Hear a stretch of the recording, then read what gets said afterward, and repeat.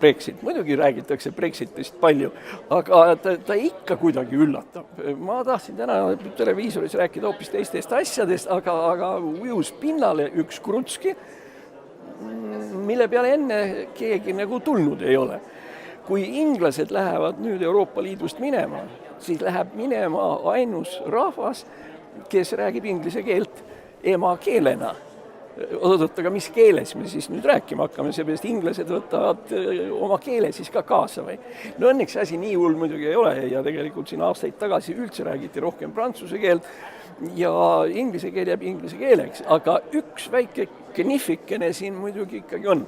Ja see on nimelt see, et inglased on ainsad, kes räägivad inglise keelt emakeelena.